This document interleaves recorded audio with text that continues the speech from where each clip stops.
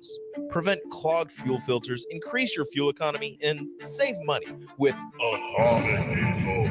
Contact Roger at Stern today by calling 1-800-477-2744 to see how Atomic Diesel and the rest of their line of fuels and lubricants can keep your operation running at max capacity. The Mill Coffee and Tea, formerly with only 4 Lincoln locations, now 5 Lincoln locations. That's 25% more locations than there used to be. Can you even imagine a world where there's only 4 Lincoln Mill locations? Feels like ages ago. We were all so young then. The Mill on 11, located right alongside the 93.7 The Ticket Studios at 1040 O Street.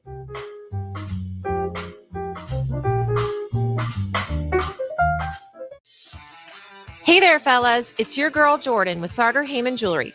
Let's talk commitment. And what better way to do that than with some shiny, sparkly jewelry? Am I right? Now, I'm not suggesting you have to rush, but if you're considering making a significant move, do your planning. We offer financing and payment plans. Lock down your selection with confidence. Until next time, this is Jordan at Sartor Heyman Jewelry. Happy shopping, guys. Load up on meat and more this summer at the Mercado by Certified Piedmontese at 84th and Havelock. This week's special through August 6th is buy one New York strip, get one free. Also 10% off all cheese. Locations at 84th and Havelock and 30th and Yankee Hill in Lincoln or 168th and Maple in Omaha. Get to the Mercado today for the best meat in town. Ready to add a dash of Southern flavor to your week? At Wings and Rings, their brand new Southern fried wings have arrived for a limited time. Indulge in the irresistible goodness of large, traditional bone-in wings coated in a crispy beer batter and fried to perfection. Try them with hot honey or any other sauces. And for those busy summer days coming up, look no further than their Southern Fried Wings Family Bundle. Wings and Rings, 2 Lincoln locations on O Street or Village Lane. This is Lincoln's home for sports talk on the FM dial. Also online at theticketfm.com. On the internet. KNTK FM Firth, 93.7 The Ticket. Welcome into the LIBA Business Hour, sponsored by Nats to Tassili, highlighting local independent businesses in and around Lincoln on 93.7 The Ticket and theticketfm.com. Here's your host, LIBA Executive Director Travis Filing and Gary Tharnish. And good morning. It's another Saturday morning back on the LIBA Business Hour with my co-host Gary Tharnish from Home Design Real Estate. How you doing this morning? I am doing good. How are you doing, I'm bud? doing really good. Yeah. So I'm kind of excited for this. We were having a conversation, and so for our listeners, if you guys, I want to hear your opinion on what we do with the show today, because we do this for you guys. And when we were kind of talking this week, I came to the epiphany that some of the most interesting conversations that we've had with our guests have been outside the studio in the mill having a cup of coffee. Exactly. And I thought, why aren't we doing this on the air? Yeah, I want to talk business because that's what we do. We're business owners. We have a show about owning a business, but the fascination of how people got into business and how they got started and what drew them into becoming business owners, how they grew up. Those are some of the most fascinating conversations. And like Tony Goins, we sat out here for about an hour and a half after the show. Quite a while. And just blown away. Here's a guy who grew up similar to me, extremely poor, poverty. He was from North Carolina and then lived in Cleveland. Right. He was on the other side of the tracks when he moved to Cleveland from where I grew up. But by then, he'd moved up a bit. Yes, he had done well for himself at that point. But yeah, so I thought, you know what? Let's sit down. And I moved our guest off from this week to next because I want to try this out. And so I thought, you know what? Who better to interview than you? Because you've been in Lincoln a long time. You're a business owner. So let's just dive right in. Let's start out. So tell me about, now I know you're a Lincoln guy. You grew up here. Correct. And so tell me about your childhood. Tell me about your folks. How did you grow up? Okay. Well, a lot of people you talk to that know me say I'm still in the process of growing up. but I think most men tend to be kindergartners for life because we just love to have stupid fun. But yeah, I grew up in Lincoln over on 28th and P Street. So still considered like the hood, I guess you could say, but very diverse neighborhood for that in the 60s. I was born in 1961. So in the 60s, it was a very diverse community. Actually, a lot of the people moving into that part of town in the 60s were coming here from Mississippi and Louisiana. The Civil Rights Act had been passed, and it was still very much a nightmare for them down south. So, yeah, I mean, sometimes we'd be playing, tag football out in the street on P Street there, and I'd be the minority being white, So it was kind of cool. I love that part of my life. But I think I had an entrepreneurial spirit I think I was just born with it, but it was also definitely both of my parents showed much of an entrepreneurial spirit, more so my mom than my dad. My dad was an electrician. He wired a ton of places here in Lincoln. Tico's he wired. Okay. So if the lights ever flicker there, it's my dad up in heaven going, hey, enjoy your taco or whatever. But so I watched, his work ethic was really strong, Monday through Friday, but he was the type of person that every weekend he was out helping somebody and would never take a dime for it. Everybody remembers him with his smile and willingness to say yes when someone needed help. And so I definitely have that characteristic from him. And then my mom was always the one that was finding the extra way to raise money. Whether it was, this next best thing to sell or that thing to sell, or she became an extension agent to make a little extra money. And that was really cool in my childhood because back in the 60s, they were like, okay, if we're going to do this food stamp program, let's make it worthwhile. So they would hire people to teach people on food stamps, how to buy groceries properly, how to cook, whatever. So a lot of times she'd have like little neighborhood, people would show up at her house, and stuff like that. So that's where I kind of got my ability to just be able to talk to anybody anywhere. So was that like a government job? Was that an actual? Yes. Yeah. It was paid position? through extension. Okay. Ag extension here. Wow. Yeah, it was cool. But I started my entrepreneurial spirit young. So I started delivering newspapers at 9 years old, which would be unheard of now because every month we had to go collect. Oh, yeah. So you went door to door to collect your money for your papers. So I learned about accounts receivables at 9.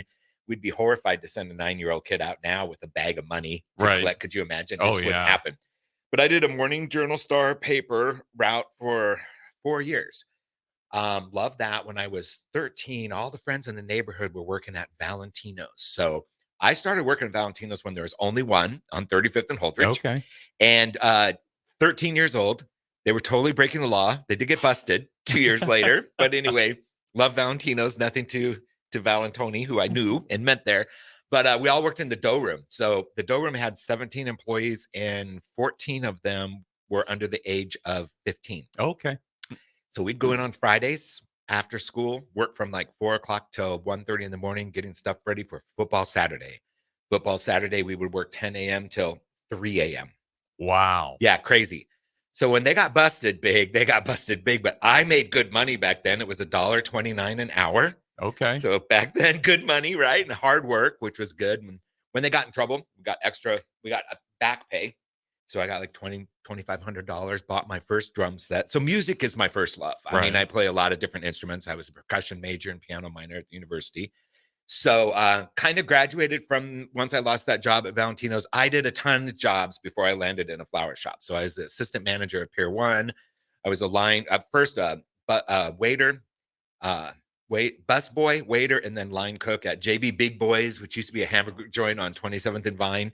And did that. I worked at Square D. It's now Snyder Factory, cleaning bathrooms for 9 months. You want to talk about? Yeah, every night I would clean like 50 toilets. This is great. That's humbling. That's the biggest thing on my resume right there. That like, if that doesn't humble you, my friend, nothing will. Yeah. But anyway, the way I ended up, I owned a flower shop for 36 years. So the way I ended up in that is my best friend in high school, his mom bought Fields Flower Shop out in College View. It's not there any longer, but it was a shop that had been started by a gentleman by the name of Eugene Field. His parents had flower shop in Tecumseh forever. And I don't know, like a year and few months into his business, his delivery driver beat him to death with a pipe for $50 out of the cash register. Oh my goodness. Yeah. So it was a huge story back then. That would have been probably 74, 75 maybe. Anyway, place was closed for a while and then my best friend's mom bought it. So she's like, I know you like plants, which dirt is big in our family. My dad was the first, I would say, community gardener. He went around our neighborhood right there on P Street. And there were 14 houses on the block, and we would negotiate with all the owners and say, "Hey, if you give us half of your backyard, we'll till it, we'll handle the garden, but everybody shares the produce." And so Okay. we did that from the time that I could remember it, from the time I could remember. But anyway, where was I going with that? Dang it! I hate when I do that. Got switched. Well, we were off talking there. about Fields. Oh yeah, Fields Flowers. Flower Shop. So she knew I love plants. So she's like, "Hey, you want to come water plants?" And I'm like, "Sure, that sounds fine." So that's kind of how I got into the flower business. Okay. So did you go to college? I did. Okay. I did not graduate. I went to college, and I was just about 3 years in when I quit college. And I did that to support my son. I needed more money, Sure. So like you, I wouldn't say we grew up poor, but we were probably towards the bottom end of middle class. Okay. It was tough. It's tough sometimes. So yeah, I left college and started managing, assistant manager of Tyrrell's Flower Shop, which was one of the largest shops in town. Right. So was doing that after college, and then went back to Fields Flower Shop. She offered me a management position there, and that's when I realized, you know what? I'm about as high in wage as I'm going to get now unless I own my own business. So at 24, I went to 6 banks that said no. The 7th said yes. And I bought Burton's Flowers, which was already an established business, and they were selling it. Wow. So now, how many locations did they have at the time when was that the only place that was really for sale? Was Flower Shop the only thing that you were thinking at the time? Yeah. And here's why: because I'm very creative, and I love the artistic ability that it gave me to do design.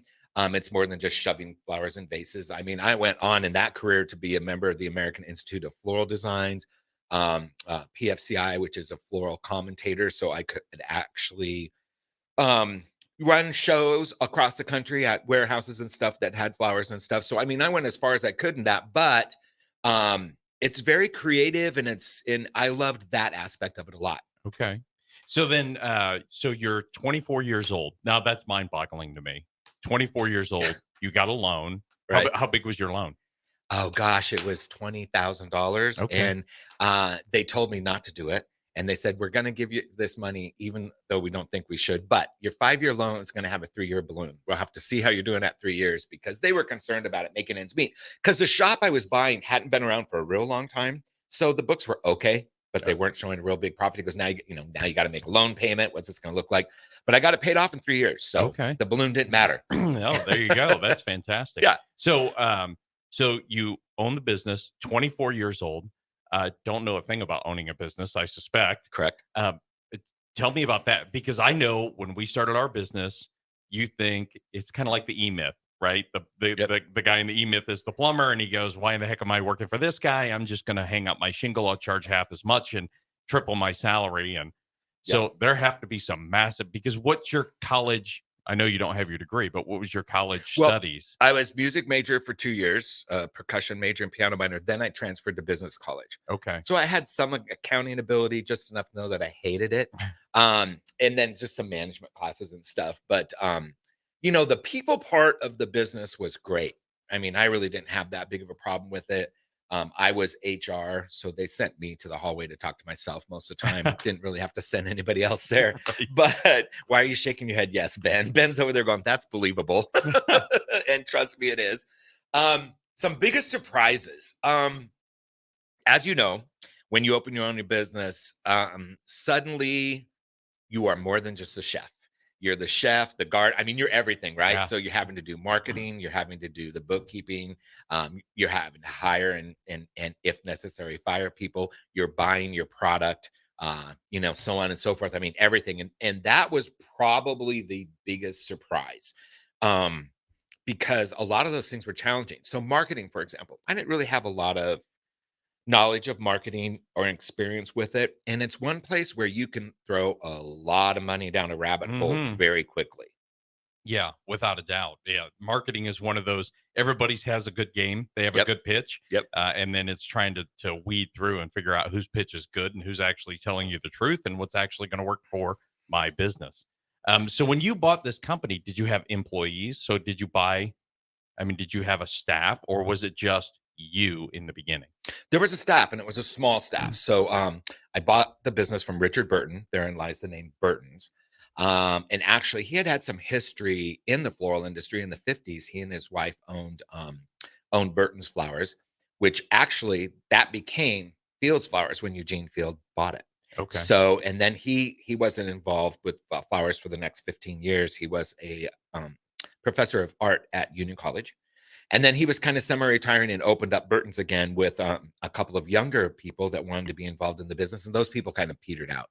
So here he was going, wow, I'm 64. I don't really want to do this full time. So when I bought the shop, he stayed on for a while. And then there were 2 employees. So it was myself and 3 employees. And then he bowed out after a few months. And then it was just the 3 of us. How was that transition? Because I would imagine the employees were older than you at the time. Right? Yes. And here comes this punk kid, 24, who's going to tell me what to do and how to handle this business. And he's never owned a business before. That had to be a struggle.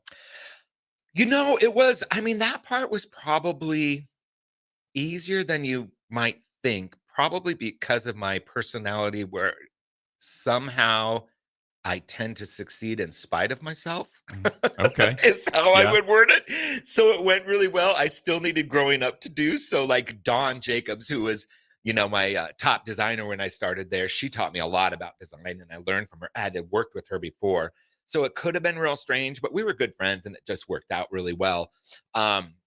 My fast forward many, many years, I'll never forget. So that would have been in 1986 when I first opened the shop. So let's say 1995, 96. I had a much larger shop by then. We had moved into what became our permanent location for 30 years, which was in the old Cheney Center right next to McDonald's there at 58th and Nebraska Highway. And so the owner of 96 Kicks at the time, his wife, Ann, came to work for me, and she's amazing. What I loved about her is she had no problem selling up because she would buy up, so she's a great saleswoman. Man, at one point in this time, it was like everything was going to crap at the business. We were missing stuff. And I just kind of walked out of my office into the back room day, and I'm like, okay, everybody listen up. I don't know what's going on, but this is a mess and we're making all these mistakes. And she comes charging from across the room. Okay, now I'm like, I don't know what, 35 at the time. Right. I'm a little older, but she's still like 50 something. Comes charging. She grabs me by the ear in front of everybody and goes, come in this office with me. We go in, we sit down, and she goes, you're the problem. And she was right. I was now trying to handle way more than I could. I wasn't scaling properly, and I was not asking for help. So one thing I thought about when you talked about doing this show is I thought, I want to talk about the things that I did wrong, because I think that's really important too for people to hear. And often we don't talk about it, right? Because talking about failures kind of sucks. Yeah. But just so everybody knows, there are several parts of my life where I'm a failure. I've learned a lot from it. Yeah. The number one thing I would say to any entrepreneur out there, or that's thinking about buying a business, or if you own a business now and you're in the middle of it, if you need help, ask for it. Yes. Whatever type of avenue that might be. For me, I would word it this way. Remember that toddler toy? I don't even know if they still make it, but it was plastic and it was round, and you would open it up and all these shapes would fall out, and they were like stars and squares and circles. And the toddler had to figure out the circle goes in the circle hole and the star in the star hole. My business at the time was me trying to put that together and woefully failing, trying to shove the star in the circle and the square in the star shape. I mean, it was just a mess. But what hit me at that time is I thought, she says, you need to hire a consultant or something to help you. She goes, because what you're doing is great, flower wise, and the way you're helping people and the design, people love that. She goes, but you're you're a horrible manager. I was like, okay, love the honesty. So I did hire somebody, and it made a big difference. Yeah. Well, and that's the difference between success and failure is figuring out what your shortcomings are. Mm-hmm. And I was very lucky when we started our business because, well, let me back that up. We didn't start the business. My wife started the business, and I came in to help her. But when it was the two of us, it was okay. I am the math guy. I am the numbers guy. Yeah. And she is the human resources person. And creative. You do your job and I do my job. But I had that. But as a solopreneur, you don't have that. Right. And you don't know what you don't know. Yeah, you don't. And that's very correct. So I know Shannon's done some coaching, your wife. Yes. Right. Yep. And so that's basically what I hired, was a coach Yeah. who came in, and it just made all the difference in the world. Of course, I'm like, oh man, I can't afford this. Da, da, da. And I'm like, wait a minute, I have to afford this and it made all the difference in the world. I managed different after that. And so on and so forth. Yeah. So Yeah, it's so funny because we finally did hire a coach at one point, and it was a guy named, I don't know if you know Ed Nix, but he owned Service Master PBM forever. Great guy. I mean, this guy was as hard as a rock, right? And we had a sales guy working for us, great kid. I couldn't let him go, because firing people is the hardest thing you'll ever do in business. And even though this person was costing us money, we weren't moving the ball downfield. And Ed would coach me up and coach Shannon up to how to handle letting somebody go. And every week we would meet, and he'd go, is he gone? No, he's not. And finally, at one point, Ed goes, all right, here's the deal. I'm coming down Friday at 2:30 for our next appointment. And if he's not fired, I will fire him because he needs to go. Yeah. So here's this outside guy going, I'm tired of your incompetence. I'll do your job. I will do your job for you this one time. Yeah. And it pushed us over the edge, because I didn't want Ed coming down and firing this kid, because Yeah. I liked him. Yeah. But you need that help. You need somebody who's going to help you along. So was your business coach or the person, your mentor, whoever it was it somebody who was in the industry, or just a business owner, or who? Tell me about that person. Tam Mahaffey was her name. I'm trying to think the name of the company she worked for, because it came with a plan and everything. It was like Time Saver or something. But we went through this whole program. She had nothing to do with the floor honesty, knew nothing about it. But she knew a lot about organization and business, and more so, she knew a whole lot about your efficiency of time. Mm-hmm. Where are you wasting your time and shouldn't be doing, and you need to hire it out, and just organizing the whole thing. We had a big retreat with all the employees and did a lot of dreaming and planning, and really made a big difference. So we brought everybody into it. It wasn't like just me doing it and then shouting orders to everybody. It's like the person at the company that goes off to the convention for a week and comes back and is just blathering all these ideas, and everybody else is like, well, we worked our butts off while you were gone because you weren't here, and now you're telling us, she was very all-encompassing with the company, which made a big difference. Made a big difference in my life too, which was really good. But I was never good with the money end of it in numbers. I'm still not. So now my spouse takes care of all that because I'm horrible at it and helps me with it. But that's one thing where I think I would say most important for a small business owner, when you start and it is just you. I don't care if you're an auto mechanic or you're a welder, or you're going to be a lawyer, whatever it is. If you're not good at one part of your business, hire it out quickly, whether you think you can afford it or not, because you can't afford not to. Yeah. I would say that would be my number one failure, not asking for help when I needed it. I have a friend that hopefully we can get her in here, actually. Well, I'm just going to say we need to get her in here, but she started a new foundation about mental health.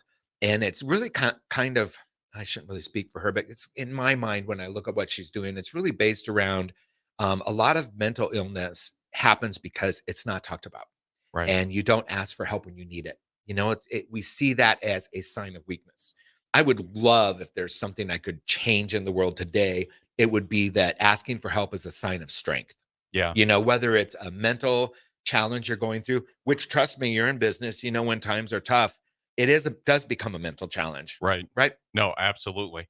Well, let's run to a break, and then on the backside, we're going to have some more of this conversation, because there is a lot to dig up, because we're just scratching the surface. So you are listening to the LIBA Business Hour. We'll be back on the backside. All right, it's time for Final Jeopardy. It's been a tight contest today that all comes down to this final question. No summer picnic or family get-together or trip to the lake is complete without this particular item. Let's go first to Bob. What is beer? No, that's not it. Think about the kids. Over to you, Farley. What is corn on the cob? Tough to grill that on a boat. Wrong again. Grace, this time for the win. What is Bure's cheese spread? We have a winner! Bure's cheese spread, available in most local grocers in Nebraska. Okay, huddle up. Here's how we're going to try and win Nebraska football Skybox season tickets or other great football prizes in the Nebraska Lottery's Lotto America Ticket Snap promotion. Jensen, you buy a Lotto America ticket with the All-Star bonus before August 5th. Got it. Murphy, you enter the voucher number online. You bet. Hey, if we win, who gets the prize? Me, of course. Why, you guys, get him. Lotto America top prize odds, 1 in 26 million. When you were a kid, clubs were cool. Robotics club and space club and stuff like that. But what do adults get? Book clubs and quilting clubs? Nah, forget that. How about margarita clubs and old-fashioned clubs? Get to Upside Bar and Lounge for the best clubs in town. Try all 10 varieties of Upside margaritas or old-fashions and take home a free souvenir glass. Grab the whole crew and pair it with taco night on Mondays or whiskey Wednesdays. Upside Bar and Lounge at 29th and Pine Lake. Be a memory for your grandchildren. Among Nebraska adults age 65 or older, 47% report current alcohol use. Drinking too much can cause harm to children, family members, and loved ones. By drinking less, you will still be around for your grandchildren. If you or a loved one is looking for help, find a treatment facility near you at findtreatment.gov. For immediate support, call, text, or chat 988. Brought to you by Nebraska DHHS in partnership with SAMHSA. A career in broadcasting is rewarding and exciting. Local broadcasters make a difference in people's lives every day. Join our industry. Attend the 93.7 The Ticket Lincoln Area Broadcasters Career Fair Tuesday, August 6th at the Embassy Suites in Lincoln. Whether you want to be on the air or behind the scenes, many exciting jobs are available right here in Lincoln. Visit our booth at the 93.7 The Ticket Lincoln Area Broadcasters Job Fair Tuesday, August 6th from 11 a.m. to 2 p.m. at the Embassy Suites in Lincoln. Rashawn Jackson here for Bauer Infrastructure, a veteran-owned local company proudly serving Lincoln, Lancaster County, and the surrounding areas. Bauer provides quality work at an affordable price, and they're growing rapidly. If you want to experience a career with a fast-paced, family-friendly environment, visit BauerInfrastructure.com. They have top-of-the-line benefits, year-round work, even through the winter. Bauer, usher in the new era of infrastructure to an area near you. And as always, go Big Red! Ready to add a dash of Southern flavor to your week? At Wings and Rings, their brand new Southern fried wings have arrived for a limited time. Indulge in the irresistible goodness of large, traditional bone-in wings coated in a crispy beer batter and fried to perfection. Try them with hot honey or any other sauces. And for those busy summer days coming up, look no further than their Southern Fried Wings Family Bundle. Wings and Rings, 2 Lincoln locations on O Street or Village Lane. Community means something different to everyone. But for me, it means cheering on those around you during the good times and helping them out during the tough times. I'm softball player Jordy Ball, and I've been blessed with the support of my friends, family, coaches, and community throughout my life. When looking for a bank to call home, it was easy to choose Midwest Bank. I never feel like just another customer, and they're proud to support their communities. They love what they do, and it shows. Your community, your bank, Midwest Bank. Have you been accused of a crime? Is your freedom at stake? At Liberty Law Group, we are committed to the defense of liberty for those accused. Facing the court is stressful, overwhelming, and full of uncertainty. At Liberty Law Group, we believe in treating every person with respect, compassion, and understanding. When legal troubles are keeping you up, trust Liberty Law Group to fight your battles. To learn more, call 877-42-LIBERTY. That's 877-42-LIBERTY. Power outages can impact traffic lights. If you come across a non-functioning traffic light, treat the intersection as a four-way stop. Learn more safety tips at les.com/safety. Alexa, play 93.7 The Ticket. Okay, playing 93.7 The Ticket. Alexa, turn down the lights. Dimming the lights. Alexa, order a pizza, the big one. All the toppings. Are you sure that's a good idea? Alexa. That's a lot of pizza for just one man. Alexa, just do it. Stop judging me, just do it. As you wish. Thanks, Alexa. You're my best friend. On the Block with Strick and Austin. right? That role wants to be there. He wants to develop them. He wants to have coaches that have their hands on, are molding them and shaping them. And to your point, giving them the drills, giving them the tools to succeed. But I think Matt Rule is saying at the end of the day, the coaches can't want it more than the players. Yeah. The coaches Because they can't hold get out their there and do hand nothing on the field. Yeah, they can't do it. Mm-hmm. Yeah.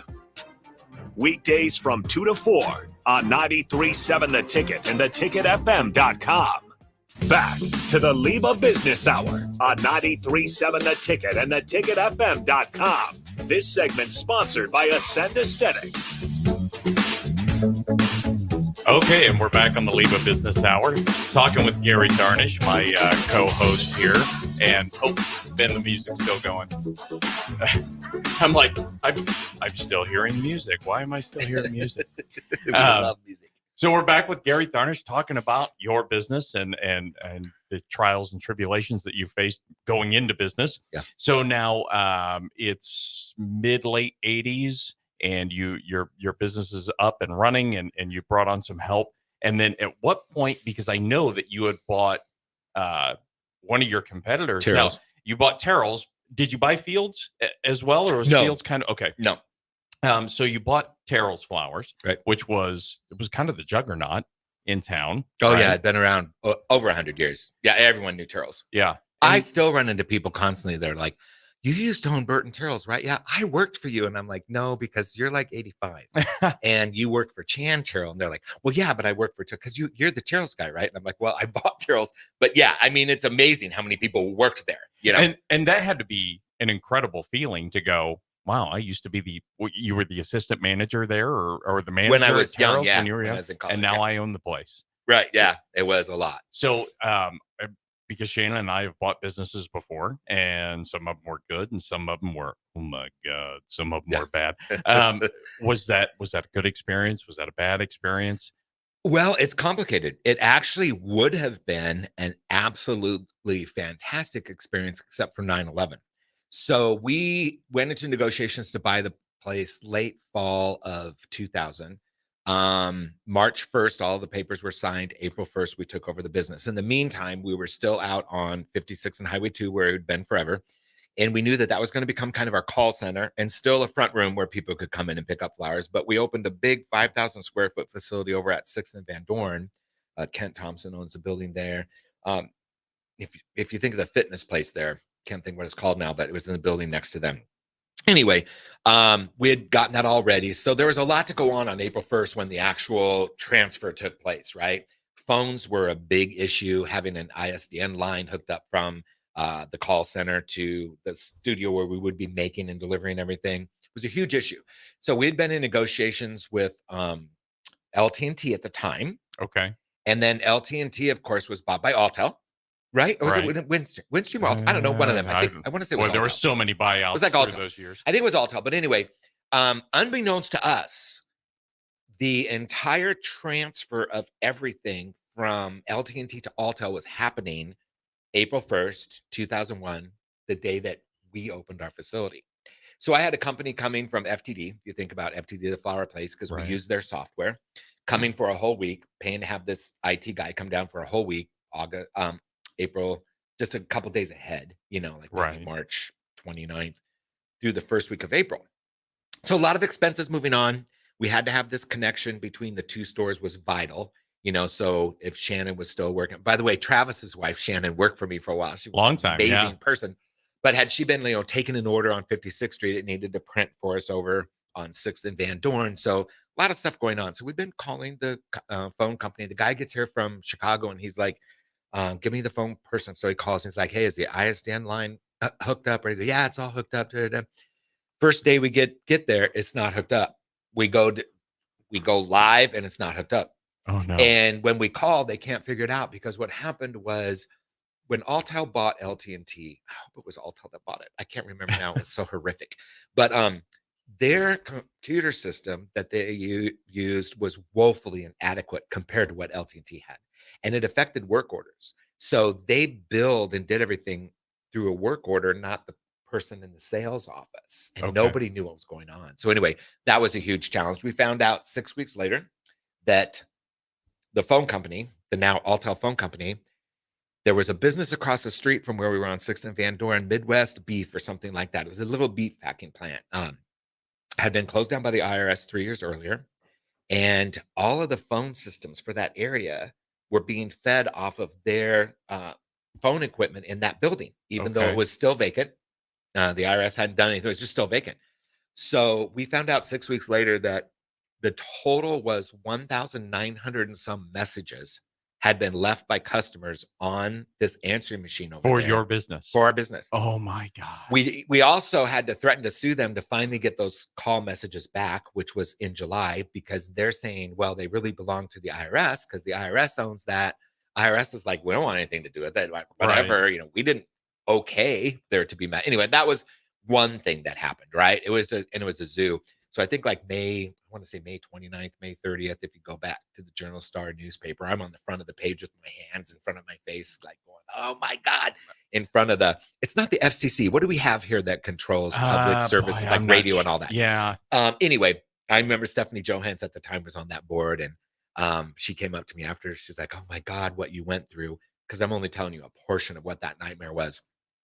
Anyway, that really affected our transition at the worst possible time. Oh yeah. Now here you are. You're kind of not a brand new business, but you've merged two businesses together, and you have 1,900 people who are trying to buy flowers, even if it's an average of 2 calls and messages. Right.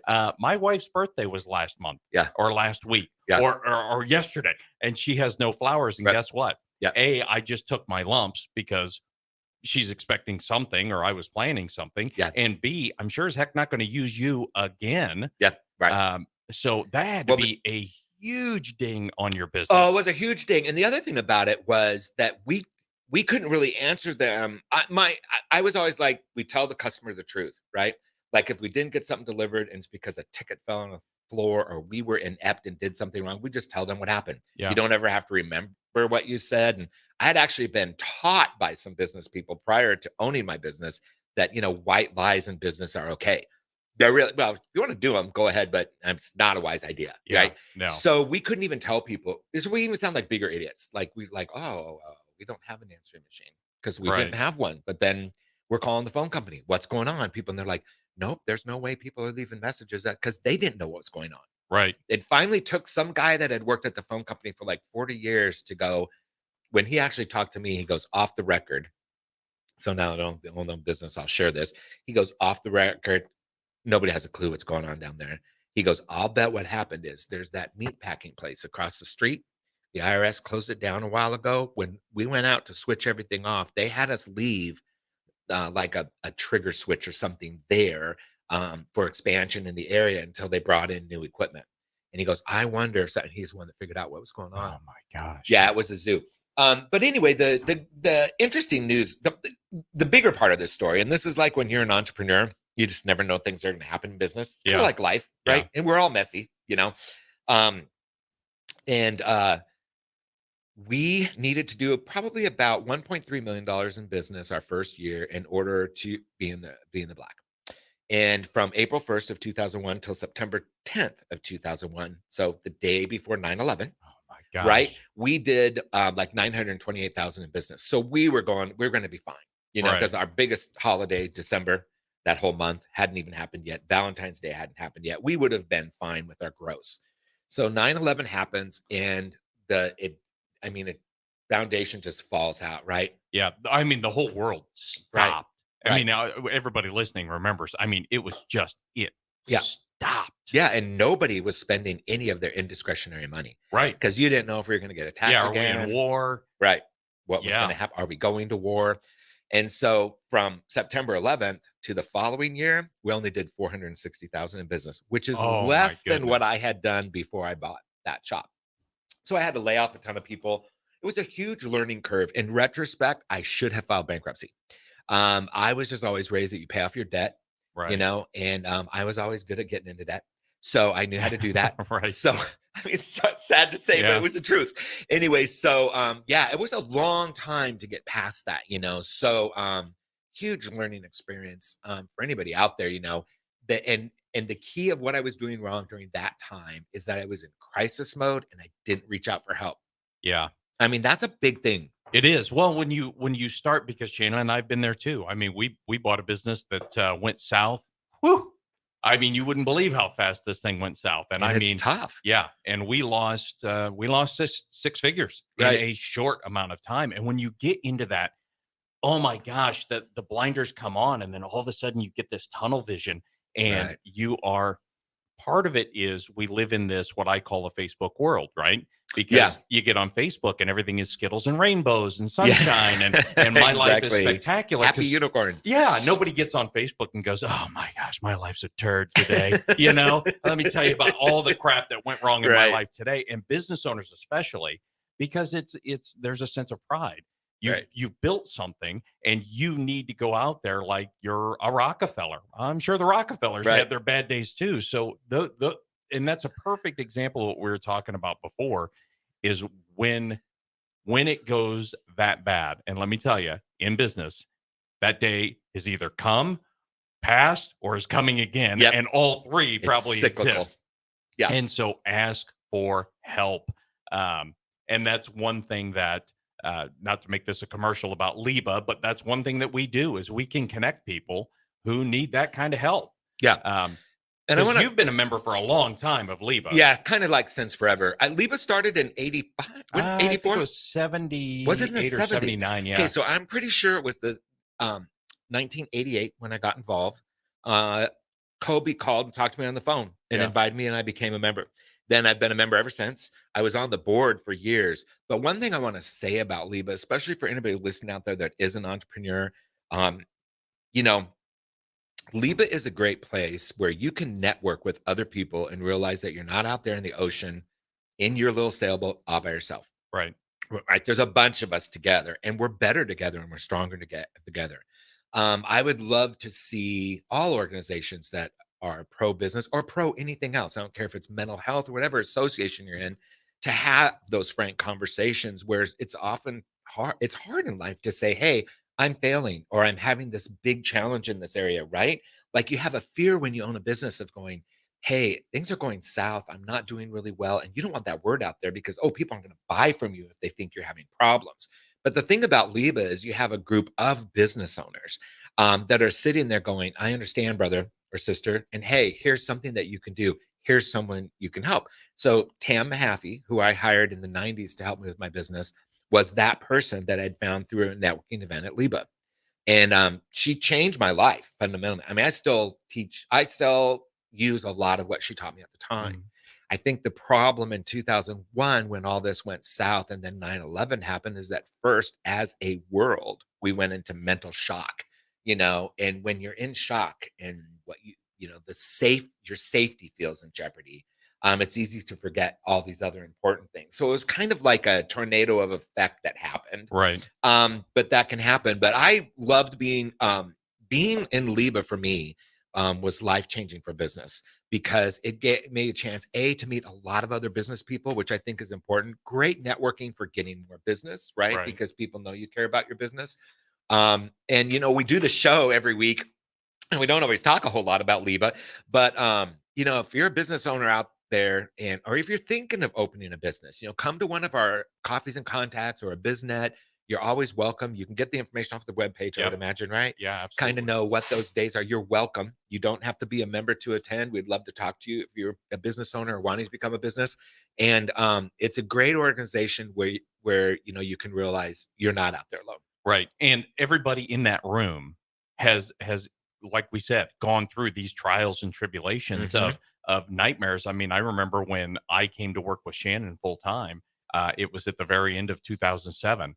And then something happened in 2008. What the heck was it? Oh, yeah. The whole world collapsed. Right. Oh, so yeah. The whole, the whole housing crisis. I mean, everything. Well, that started it. Yes. Yeah. Yeah. Because, as long as you had 5 days left on the respirator and you didn't have any money, that was a prerequisite. I think they'd give you 125% of the value of your home. Right. You mean that time frame? Yes, that would be the time. Yeah. And we always joke now because I was working at a radio station. And I was very successful at it. I mean, I was making a good 6-figure salary and walked away from it.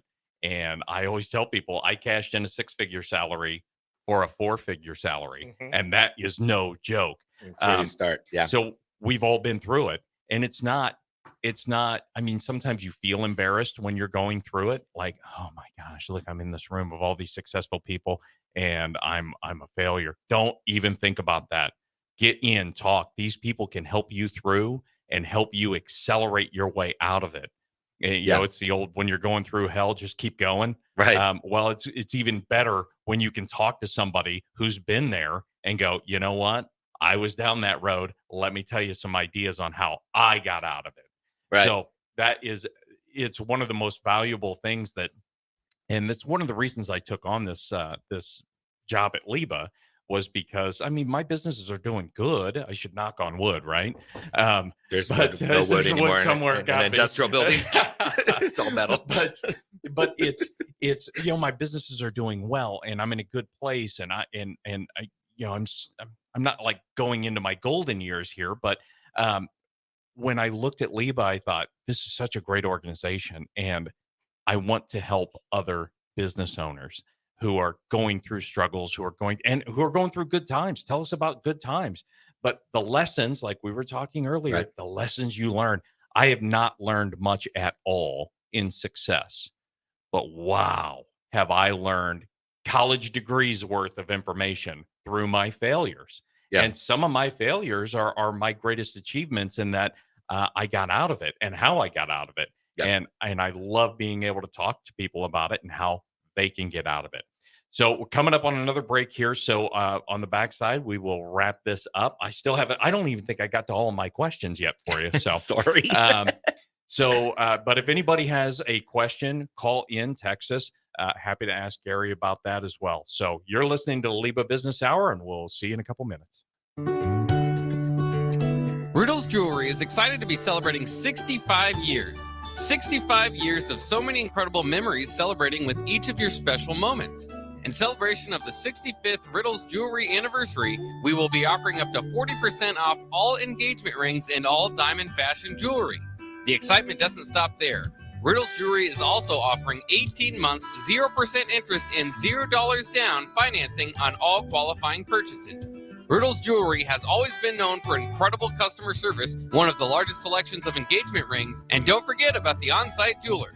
Come celebrate with us at Riddles Jewelry, your one-stop diamond shop with exclusive Levian jewelry, Pandora Charm jewelry, and more. All at Riddles inside Gateway Mall.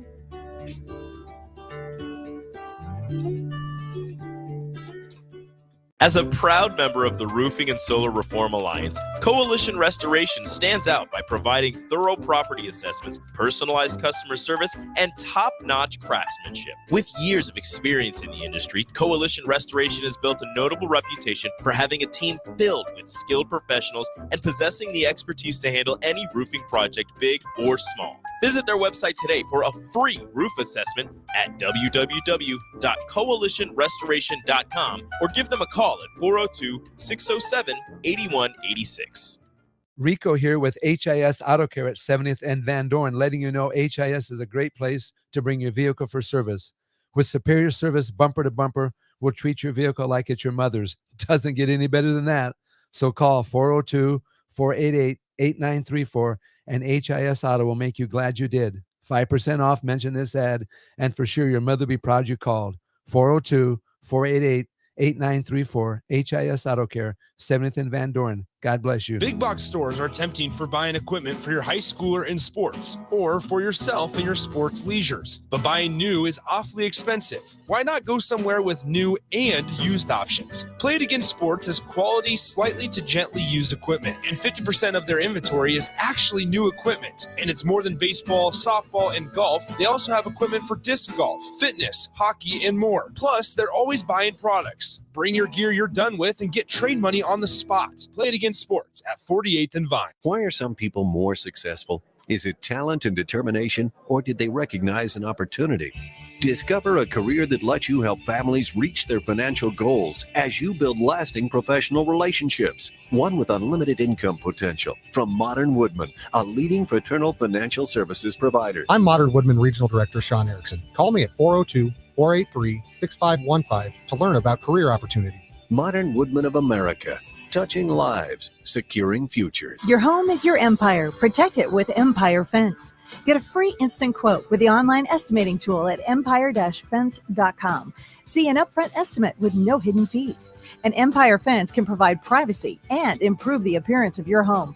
Keep kids and pets in or out of your yard, increase security, and add value to your property. Visit empire-fence.com now to view the stylish and maintenance-free possibilities for your home and get a free instant online quote.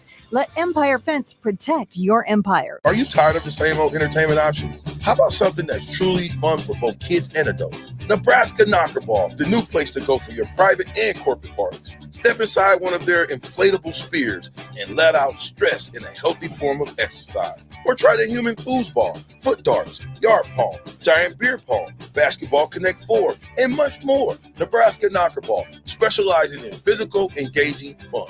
Call Nebraska Knockerball today at 402-460-8724 to learn more or book a reservation now. LES is proud to be powered by your family, your friends, your neighbors, local people serving local people. Learn more about what a career at LES can offer you at les.com/careers. Play ball! Looking for the ultimate change-up from the typical family nights? How about a Grand Slam good time with friends and coworkers? Then unleash the fun at Haymarket Park with an action-packed, thrilling season of Salt Dogs baseball. Choose from 50 home games now through August with daily and weekly specials your whole pack can enjoy, including group discounts. Don't miss out on the magic and the excitement. Strike 3, you're out! Visit saltdogs.com to reserve your tickets today. Unleash the fun. The Mill Coffee and Tea, formerly with only 4 Lincoln locations, now 5 Lincoln locations. That's 25% more locations than there used to be. Can you even imagine a world where there's only 4 Lincoln Mill locations? Feels like ages ago. We were all so young then. The Mill on 11, located right alongside the 93.7 The Ticket Studios at 1040 O Street.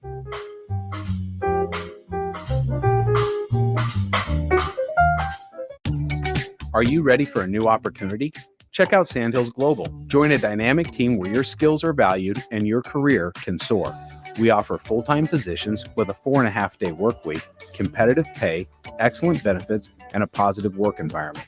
From IT and marketing to sales and finance, we're looking for talented individuals like you. Apply today at sandhills.jobs and take the first step towards an exciting future. That's sandhills.jobs. Don't wait, apply now.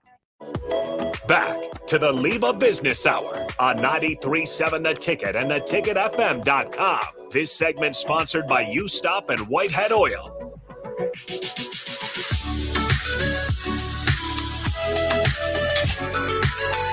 All right.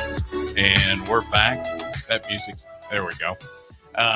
Back on the LIBA Business Hour for our final segment here, and I'm actually getting texts. So I've got some questions. So Debbie Brem, who actually owned Douglas Theaters for a long time, she doesn't know, but by texting in questions, she's just volunteered herself to come in and be interviewed. So yes, but she said, ask Gary how COVID affected the flower business. Now, did you still own the shop when COVID hit? I did. Actually, Okay. that's why I finally sold it. So I'm a realtor now, and I'd always wanted to be a realtor. Not always. I would say by the time I was like 30, 35, I really want to be a realtor. I love the whole idea of it. I had several friends that I now work with, a lot of them that were in real estate. They're like, you should do real estate. You would love it. And I always thought about doing it, but you're in the mix of owning a business, and it's like, oh man, Travis's daughter's wedding is next year. I can't quit now because I promised them I'd do there's always something. When COVID hit, it affected our business huge, right? So at first it wasn't a real big deal, other than I almost died when I caught it really early. Right. And our staff was gone for a couple of weeks also, and the shop was closed. But once it got to the point where they actually closed down everything. So for me, I'd niched my niche. I don't know what that word is. I always I'm going to go. My wrong. niche at the time was that we had really gotten into doing events, lots of events at the university, Doane, Wesleyan, all over town, Lincoln Industries, a lot of the big companies, anything they did, and tons of weddings. We still did the everyday stuff, right? And, sympathy flowers, all that. But that was our big niche. We lost 74% of our business was gone that day. Oh. And what's worse is it wasn't going to come back. So originally they said, we're just going to close down the city for 2 weeks, which we know how extended that got, right? But like the university, for example, said for safety, we're just not having any events through the end of the year. So, that took That, I mean, it was unbelievable. And I thought, there'd been other shops talking about wanting to buy my shop for years. So I took them up on it. So I actually sold my shop and became a realtor because of COVID. Wow. And COVID affected so many businesses. And I feel like we still need to extend grace to a lot of those businesses. Restaurants are a good example. They haven't really got all their waiters and waitresses back because these people were just out in the wind. And when they finally open up restaurants, it's like 25% capacity. Right. Well, if you're Yeah. a waitress or waiter working on tips, not good. Yeah, and as a business owner, it's not like you can survive on 25% of the business because the Right. landlord didn't cut your rent to 25%. Right. Your expenses are still the same. Yeah. So all of us in the service industry, which I would throw like theaters in there, for Sure. example, any entertainment, all of that. I mean, we were hit in a completely different way than everyone else. Businesses, entrepreneurs, small businesses especially, were affected in a way where you could file for all these PPL loans or whatever that they were called. Right. My whole thing at the time was I was a little scared when it's like, hi, I'm here from the government to help you. Right. Always scares me. Yes. And some people are having issues with some of that now, Yeah. by the way. But anyway, that wasn't an option for me. But I look at the theater, for example. They were closed for a while and then they could only have a fourth of their seats Right. filled. I mean, it's really affected Yeah. disproportionately, I think. Yeah. The people in the service One industry. for us, I mean, we own a marketing firm. Yep. And So we're affected, if you're affected. if nobody's coming to buy flowers, if no one's going to the movies, Yep. Nobody's advertising to get you there. Right. Exactly. So one question I have too is, as technology changed, right? Because you had mentioned FTD and you have 1-800 flowers, and All you sorts have of things. all these companies who are like kind of buying up everybody and taking over internet wise. That had to affect your business as well. It did. So you would have some guy sitting around in a crocheted t-shirt and socks and his underwear on the 87th floor of a building in New York. There's an image. Taking orders like he knew anything about flowers and then sending them through these wire services that we had to fill. So what I did as a business owner as a while after looking at that, as I was like, FTD, Telefloral, 1-800 Flowers, these businesses are not profitable for me to be a member of. Because everybody's taking a cut before the order even gets to me, and then I have to fill it for full value. So it's like, do I want to work every day for someone else? Plus, the uniqueness of the floral industry is that we're not just a retailer; we're more of a manufacturer. So we buy a bunch of this type of flower, that type of flower, all this different stuff, greenery and everything. We buy a vase, we buy all this stuff, and then we have to put it together every day. So we're manufacturing our product. We're not just buying widgets and putting them on a shelf. So, the whole technology affected us. There were great things about it, and there were, not so good things. Yeah, you probably got extra orders that you wouldn't have normally got, but they're also taking a piece of the action every time that order comes through, Huge which piece. comes right out of your profit margin. Exactly. Yeah. And you can't charge, well, Travis picked up the phone, I'm going to charge him 100, but the FTD guy comes in, I'm going to charge them 125 because it don't work that way. Right. Exactly. Yeah. That would be an absolute struggle. So, if you had it all to do over again, would you open up the business? Would you buy? I mean, there's always things that you would do differently along the way, but did you enjoy your time as a business owner? I'll tell you, I'm really happy where I am right now. I try to live my life where my feet are. Yeah. That's how I would word it. I try to live like right now I'm living right where I am with you and Ben sitting here in this studio, And so I don't like to look back sometimes, but I guess I would answer that by saying, I at the time I was in each of those stages of my life, I can't see myself doing something different. Very good. I loved it. No, that was fun. All right, listeners, text me or email me. Give me your thoughts on the show, and let us know if this is the direction that we should be going. And we will see you guys next week. Thanks for listening.